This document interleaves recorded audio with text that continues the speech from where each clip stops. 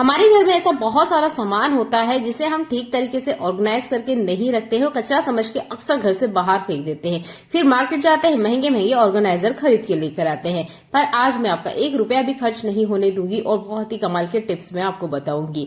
पहला useful tip मेरा Dettol से जुड़ा हुआ है। देखिए, ये जो डेटॉल की बोतल होती है या इस तरह का कोई सा भी बोतल जो कि आप यूज करने के बाद अक्सर फेंक देते होंगे, इसका मैं आपको यूज करके बता रही हूँ। चाहे तो आप यहाँ स्केच पेन से मार्क कर सकते हैं कि आपको किस साइज में इसकी कटिंग करना है। यहाँ पर मैं एक लाइन आपको बता रही हूँ, इस तरीके से मुझे इसको हाफ सर्कल कट करके रेडी करना है। आप यहाँ सीजर का हेल्प ले सकते हैं, कटर का हेल्प ले सकते हैं या चाहे तो चाकू की मदद से कटिंग कर सकते हैं। ध्यान दीजिएगा, चाकू वगैरह में तेज धार होती है, अगर आपने इस तरह का काम नहीं किया है तो किसी से करवा लीजिएगा। मैंने इसे कट कर लिया है जिस साइज में मुझे इसे कट करना था। यहाँ पर चाकू को हल्का सा गर्म किया है और यहाँ पर एक छोटा सा हमने होल बना के रेडी कर लेना है। अब आप कह रहे होंगे ये बोतल देखने में कहाँ अच्छी लगेगी, तो चलिए इस बोतल को हम अच्छे से डेकोरेट कर लेते हैं ताकि देखने में भी अच्छी लगे और ये यूज करने में भी आसान हो। इस तरह की गिफ्ट पेपर के बचे हुए टुकड़े या इस तरह के गिफ्ट पेपर आपके घर में जरूर होंगे। बस इन्हीं का हमें यूज करना है।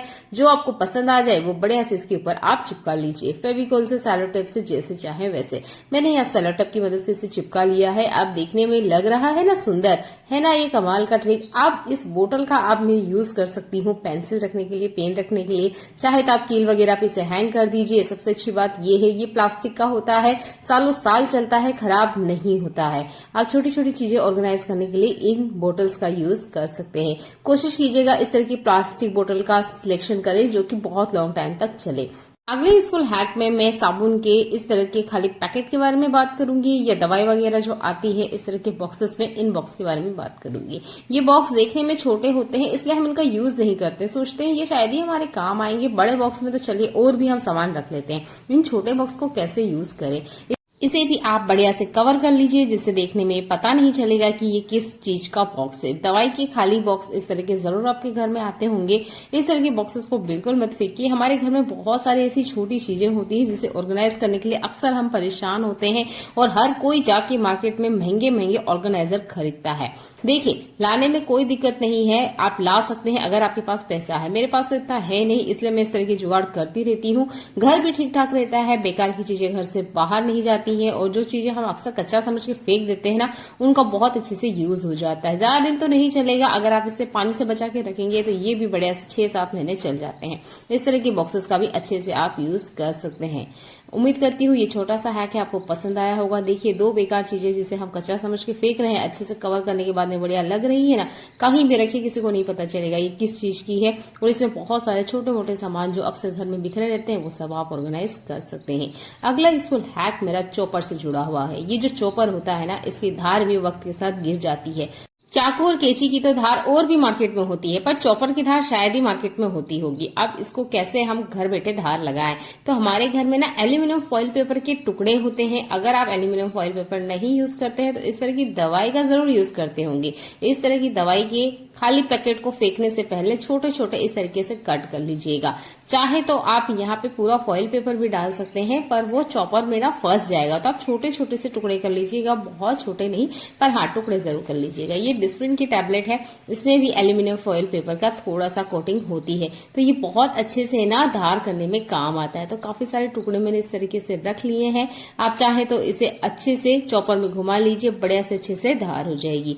अगर आप चॉपर में यूज नहीं करना चाहते इन टुकड़े का, तो मैं एक और यूज आपको बता रही हूँ। पानी की बोतल में आप इन टुकड़ों को डाल दीजिए, क्योंकि जो पानी की बोतल होती है वो अंदर से क्लीन नहीं होती है। हम बाहर से तो बढ़िया कितना भी इसे क्लीन कर सकते हैं, पर अंदर की तरफ एक पानी की पतली लेयर या चिपचिपी लेयर होती है। देखिए, बारिश के मौसम में ना बहुत जल्दी से फंगस इन बोतल के अंदर आ जाता है। आप कोई सी भी बोतल को कंटिन्यू 15 दिन यूज कीजिएगा, अगली बार उसमें पानी पीने की आपकी बिल्कुल इच्छा नहीं होगी, क्योंकि उसके अंदर से इतनी बैड स्मेल आती है जैसे कि फफूंदी हो गई हो। अब इसे अंदर से कैसे क्लीन करें, ब्रश वगैरह से भी अच्छे से क्लीन हो जाती है।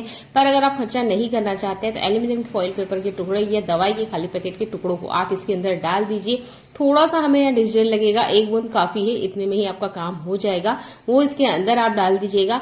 यहाँ पर आप क्लीन करने के लिए गर्म पानी का यूज कीजिएगा। गर्म पानी बहुत अच्छे से काम करेगा, चाहे तो आप नॉर्मल टैप वाटर भी ले सकते हैं। मैंने यहाँ गर्म पानी का यूज किया है ताकि एक ही बार में ये बोतल अच्छे से क्लीन हो जाए। फिलहाल में आपको ये देखने में बिल्कुल अच्छी नहीं लग रही होगी अंदर की तरफ से। चलिए थोड़ा सा गर्म पानी हम इससे डालते हैं, अच्छे से बढ़िया शेक कीजिएगा। बहुत ज्यादा टाइम नहीं लगेगा, 2 मिनट बहुत ज्यादा हो जाता है, 1.5 मिनट के पास ही ये बोतल अच्छे से बढ़िया से अंदर से क्लीन हो जाती है। अच्छे से बढ़िया से इसे शेक कीजिएगा। इस काम को करने में बिल्कुल कंजूसी मत कीजिएगा, आपकी बोतल चमाचम चमक जाएगी।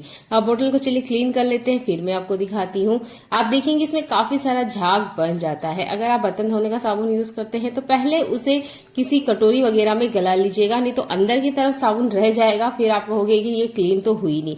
चाहे तो डिश जेल का यूज करें, ये ज्यादा अच्छा ऐसा काम करेगा। और अगर साबुन यूज करते हैं तो पहले कटोरी में अच्छे से घोल लीजिएगा, चाहे तो स्टैंड भी कर लीजिएगा, क्योंकि कोई दाग धब्बा या कोई निशान बोतल के अंदर रहा तो वो पानी के साथ फिर झाग बन बन के बाहर आता रहेगा और जो बोतल है वो उल्टी खराब हो जाएगी। 2 बार अच्छे से मैं इसको क्लीन कर ली हूँ। चलिए अब लास्ट में आपको बोतल दिखा रही हूँ। बोतल बढ़िया से अच्छे से अंदर से क्लीन हो गई है, चमचमा गई है ना। ये कमाल का ट्रिक, इसे भी यूज करके देखिएगा, आपके काम भी आएगा और जो बेकार चीजें हैं जिसे हम कच्चा समझ के अक्सर बाहर फेंक रहे हैं वो भी आपके बहुत अच्छे से यूज में आ जाएगी।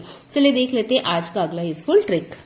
इस बार मेरी गार्डन में सिर्फ गिनती के ही चीकू लगे थे, तो मेरे हाथ में सिर्फ 3 ही चीकू आए हैं, पर ये चीकू कच्चे हैं। मैंने सोचा कि मैं बाद में तोड़ूंगी, पर पता नहीं कैसे इसमें कीड़े लग गए और पूरे पेड़ के जो चीकू थे वो खराब हो चुके थे। तो यहाँ पे कुछ चीकू मेरे पास है, ये कच्चा चीकू है, अभी गार्डन से तोड़ के लाई थी मैं।